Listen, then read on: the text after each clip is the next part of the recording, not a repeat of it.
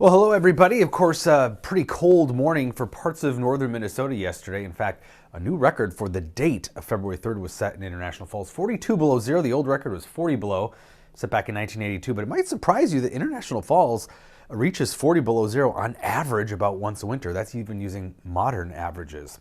A couple of places reached 40 below zero or colder. Brimson, Embarrass, Kaptoga, Salina.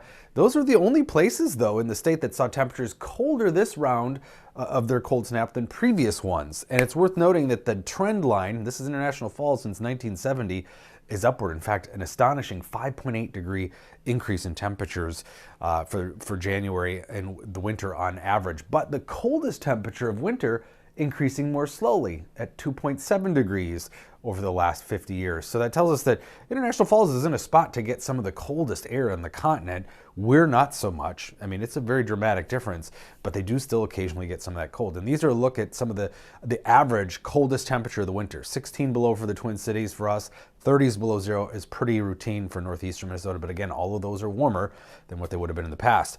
And I had somebody ask me about, we know the shortest day of the year, what's the coldest day of the year? And it's not really one day, it's kind of a period, and it is shrinking. Not only are winters getting warmer, but the period of the coldest temperatures is also shrinking. So historically, it used to be about February 1st. The blue line is the average temperature historically, but we really do start to see a major shift once we head past the first few days of February. But again, that is starting a little earlier as things warm up. And of course, the Olympic Games started.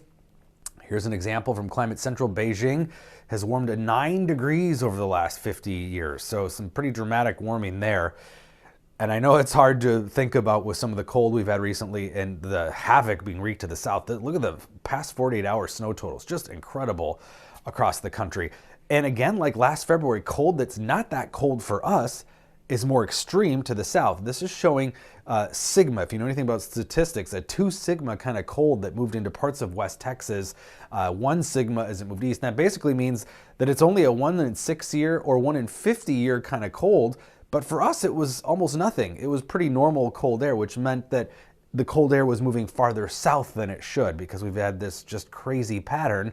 And we saw this last winter too, where the extremes are pushing extremes to other parts of the planet too. Now we do have another clipper moving through. Cold high pressure moves in behind this one. So temporarily colder tonight, sub-zero for most of us. There's today's clipper, but another one coming out of the Canadian Rockies as we head into tomorrow. That one largely missing southern Minnesota. This is going to be mainly a northern Minnesota event. Snow showers spread across northern Minnesota early tomorrow morning. We do get clipped by maybe a few flurries or a couple light snow showers in the metro, but by far the accumulations will be limited to northern Minnesota, where several inches could fall up along the Canadian border, Rainy Lake, that area. You get into the Twin Cities, maybe a dusting in the northern suburbs, but most of the accumulation basically from Pine City, Moose Lake, and then areas north. And behind that, pretty dramatically warmer tomorrow, well into the 20s, and then even warmer, prolonged warmth much of next week. Big upper level ridge develops, but it kind of backtracks to the west, and this setup is not so good for us in terms of cold air when it's aligned with the west coast, because that allows that cold to funnel east of it again, like we've been seeing. But we'll dwell in some milder temperatures for now. 30s, maybe even 40 degrees next week. European model still the most aggressive on Tuesday, 43. So it is going to be mild. Nice February thaw on the way. But again, sub-zero by a couple degrees tonight. 27 tomorrow, that's above normal. And then temporarily cooler behind tomorrow's clipper. Not dramatically so though Sunday. And then we're back into those warmer readings next week. Maybe some light snow Wednesday, but still above freezing. And again, by next weekend, we may be dealing with some colder air once again. Hey everyone, meteorologist Sven Sundgaard here. Please be sure to like this video, also subscribe to my YouTube channel, and share this with others.